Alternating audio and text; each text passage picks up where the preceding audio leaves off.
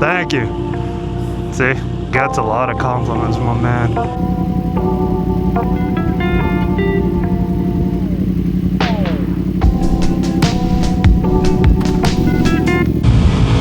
What's going on, YouTube?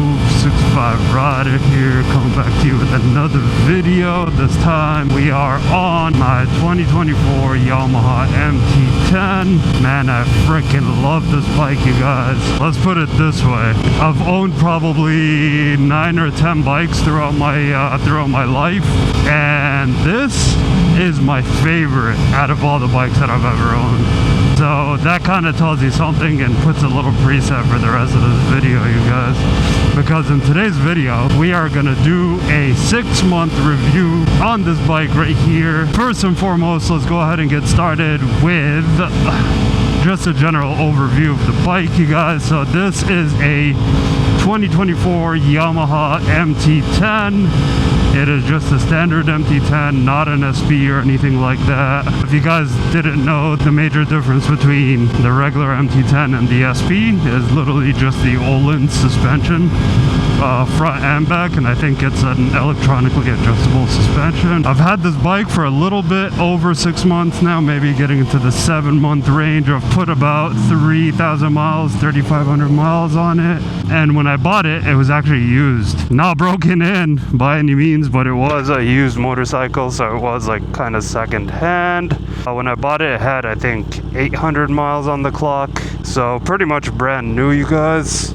I bought it from a local dealership down here in South Florida, Two Wheel World. They gave me an amazing deal on it. I actually paid $12,500 out the door on this bike, which was a crazy deal because brand new was going for like 14 something, and that doesn't include taxes and fees and yada yada. So I think I did pretty good. $12,500 OTD on a 2024 model with 800 miles on it. Like I mentioned, ever since then I put around 3,000 miles on the bike, maybe 3,500, and I can tell you, over the past 3,000 miles,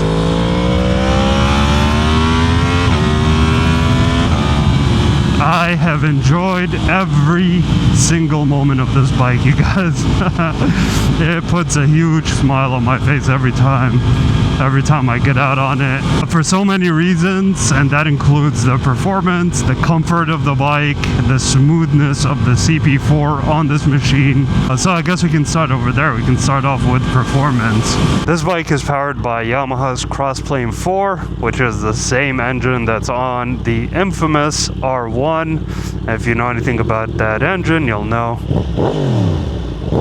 it sounds sick AF, you guys. The claimed horsepower on this bike, I believe it was like 160 horsepower to the crank or whatever. Obviously to the wheel it's more like 130 or something without a tune.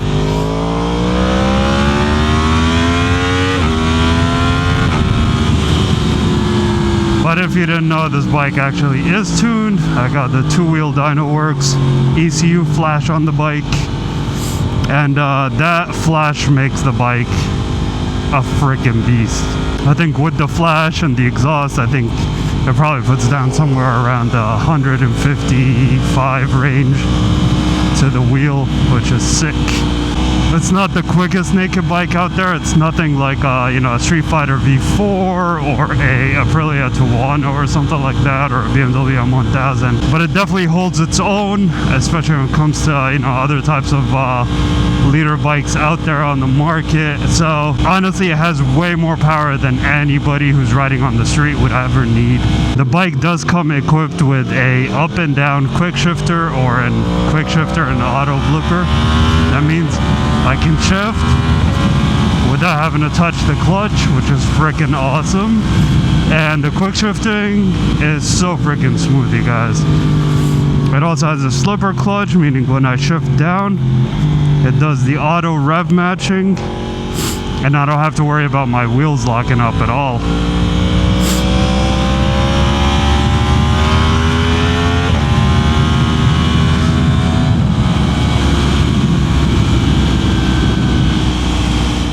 The bike also comes standard with a 6-axis IMU, which controls a bunch of stuff like your traction control, your ABS, your your wheelie control, your leaning ABS, all of that good stuff. And I can tell you for sure, those electronics freaking work, you guys, because a couple months ago I took this bike out to the track, and it definitely saved my ass a couple of times. I know a lot of people talk shit about electronics, but I for one am a fan of the electronics and the technology in these bikes.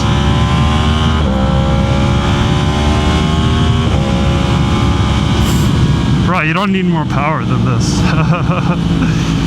You honestly don't. This is like rolling the throttle, like not even halfway, bro.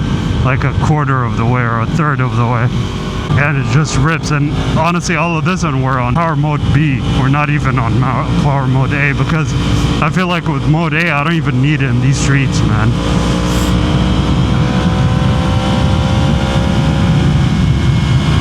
Like I mentioned, I do have the two-wheel Dynaworks flash on the bike, and it completely changed out the feel of the bike. It's like no longer jerky at all. Throttle is so smooth. The power delivery is so smooth. Man, my allergies are killing me today. If there's anything that's known about naked bikes, it's how comfortable they are. You can just do miles and miles on naked bikes because of the way that you're sitting. You're not really like leaned forward. You're kind of sitting with all your weight. You're kind of sitting upright with all your weight is like being supported by your legs on the pegs. So the comfort on this bike is freaking unmatched, you guys. I mean, I've done a couple 100-mile days on the bike, and you know, by the end of it, sure, you're a little bit sore, your butt is sore, and you get back home, you're tired, but like after resting for 20-30 minutes, you're like, yep, I'm ready, I can go for another ride, you know what I mean? That's the beauty of naked bikes compared to like super sports. And you can, you know, have that similar power that you would on a super sport, but you're super comfortable at the same time, which is freaking awesome. If you guys have been around the channel for a while, or if you've taken a hint from my channel name, you'll know that I'm actually 6'5". I'm about 260 pounds. You know, that's my ergonomics. I have 34-inch inseam. I have no issues whatsoever flat-footing the bike. We'll have like the slightest bend in my knee when I'm flat-footing it. However, when I'm riding, you'll see I do have a nice little bend on my knee, kind of like a little bit of a 90-degree.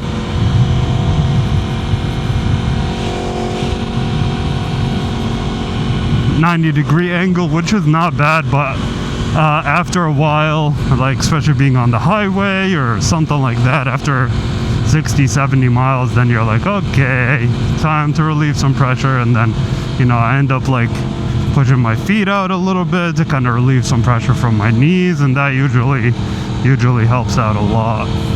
So when I bought this bike, I actually sat on a couple of options because I was looking, you know, I wanted a naked bike and I was looking for something that was comfortable for me. So I sat on the Ducati Street Fighter. Well, it was too lean forward for me, for my liking. I sat on the BMW S1000. Same thing, it just felt very small for whatever reason. I sat on the Triumph Speed Triple, which actually wasn't too bad. Felt pretty good. I felt like kind of locked into it. But I ultimately decided to go with the Yamaha just because it's a bike I've always wanted. When I was younger, I always wanted an R1, and then now, since I'm big, I'm too big for a freaking R1, and so I was like, yeah, let me do the next best thing, which is the Yamaha MT-10. Let's pull over here and take a look at the bike. We'll see if we can find somewhere to pull over.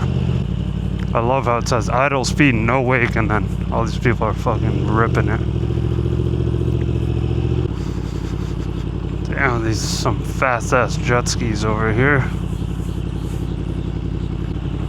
Man, you know what's crazy? You see people swimming over there and people jet skiing, and then right there's a big sign that says beware of alligators.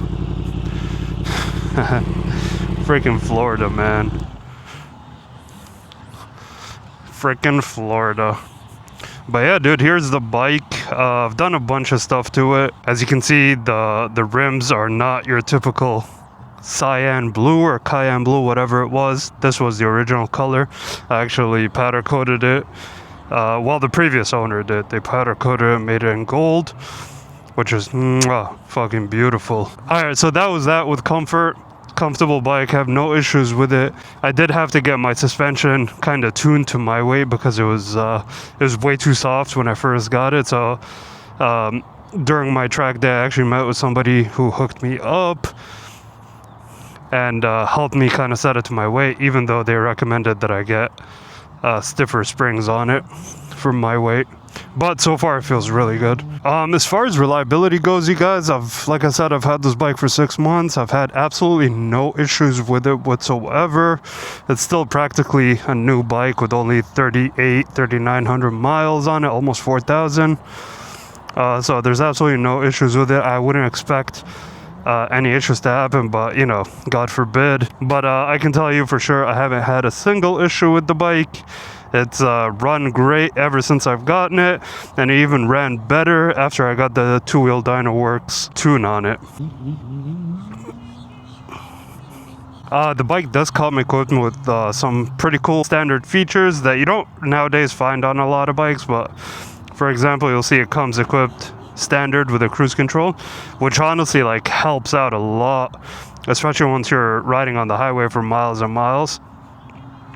Cruise control is a must, although it's a Yamaha issue, but it's kind of annoying where you can only engage cruise control on 4th gear, which was pretty annoying.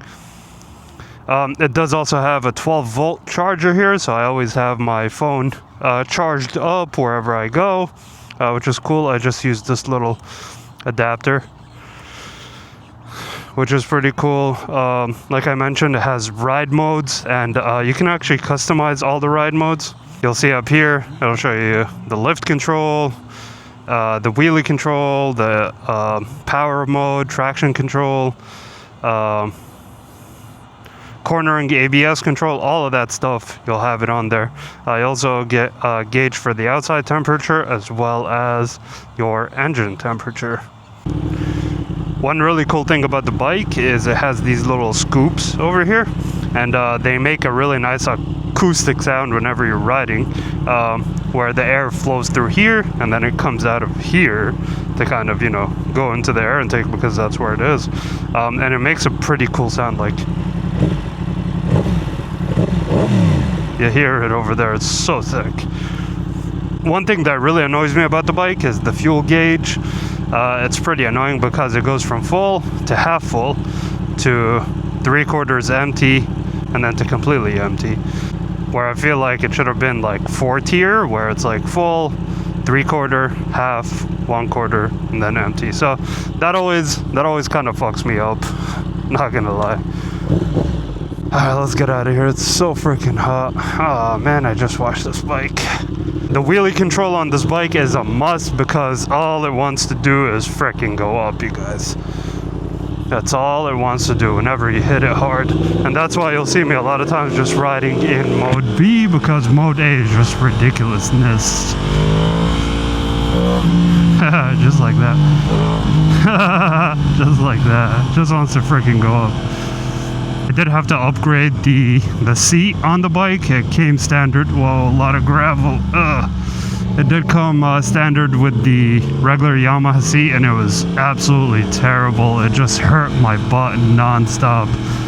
And so I ended up going with the Yamaha Comfort seat, which was like a night and day difference between the stock one. And the one thing to be aware about it is that it does lift you up about an inch, like, because that's how much padding there is on it, about a whole inch.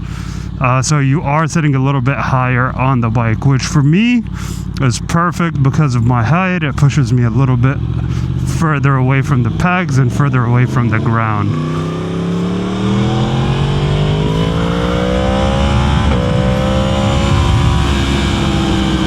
Back to performance, like I mentioned a little bit ago, about a month and a half, 2 months ago, I actually took this bike down to Homestead Speedway in Miami. So I hit up the track with the bike. It was my first ever track day, and man, oh man, I had a blast. And this bike did amazing, you guys. And then come to find out that the Yamaha Champ School, all the instructors, they use MT-10s, which is freaking awesome. So I wasn't even putting it like at 20-30% of its capabilities, man. There's so much more that you can get out of this bike. I freaking love it, and I feel like it's a bike that really belongs in the canyons, you guys, and not down here in South Florida, unfortunately. Being a naked bike, one really annoying thing about it, especially on the highway, is riding on the highway on it, just because of the amount of wind blast that you get. Although, with the bike being as smooth as it is, you know, I told you the crossplane 4 is so freaking smooth. It kind of makes up for it a little, I want to say. Like, it's true, on the highway you're hitting it, where you're getting blasted and you're like fighting the wind, but at least your arms aren't vibrating to death. And one thing I remember was my Indian FTR is also a naked bike. And on the highway, my God, other than getting blasted by the wind, when you're hitting it, you're also like, your arms are freaking vibrating all over the place just because of how vibey that V-twin engine was. Damn, look at that rolls. Delray Beach, baby. You know, it's like almost 7 p.m. on a Sunday, but I'm gonna go get coffee because I only had one coffee today and I need another coffee. And I'm going out of town tomorrow, so I definitely need more coffee. So other than the wind blast, you guys, honestly, I don't have any other complaints about this bike. I always joke with my friends and I say that this bike has ruined all bikes for me, just because of how good it is, except for probably one bike that I've never ridden, but I can't imagine it not being better than this. And that's the BMW S1000RR, which is my absolute dream bike. Alright, what's happening here? Let's see.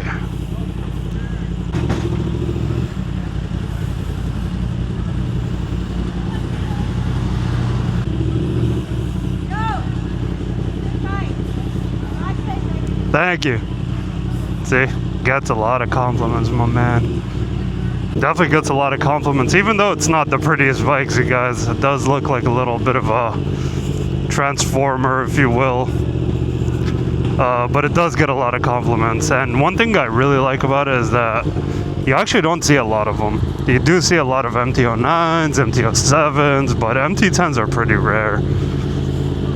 I'm not even saying that, but it's the honest truth. Like, I barely see any other MT-10s out on the road.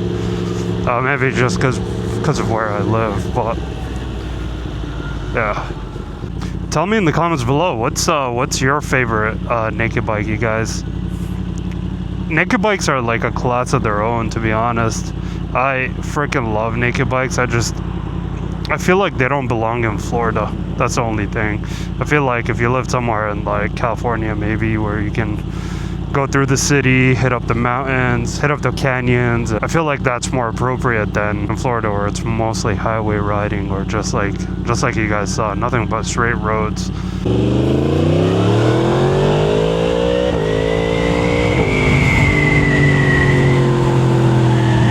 I love the way the power comes on. It's just so smooth, bro. You don't even feel it. You're like, it just fucking goes.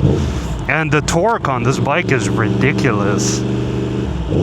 That's one of my favorite things about this bike too, is the torque, you guys. Subculture Coffee out in Delray Beach, Florida. Looks like they're open. Let's see. Oh yeah. Looks like they are. Sick. This will be the thumbnail right here. What do you guys think? Have you been on MT-10 before? Have you ridden one? Seen one? Let me know in the comments below. I'd be interested to hear your thoughts. One thing I noticed is the YouTube algorithm, for some reason, doesn't actually like the Yamaha MT-10, because whenever I post videos about it, I don't get a lot of engagement compared to the Harley, and I'm not sure why that is. Alright, you guys, it's freaking hot. I'm gonna go get an iced coffee right now, even though it's like 7 p.m. on a Sunday, but you know, it's always time. There's always time for coffee. All right, you guys, hope you enjoyed the video. If you have any questions, let me know in the comments below, and I'll see you around. Peace.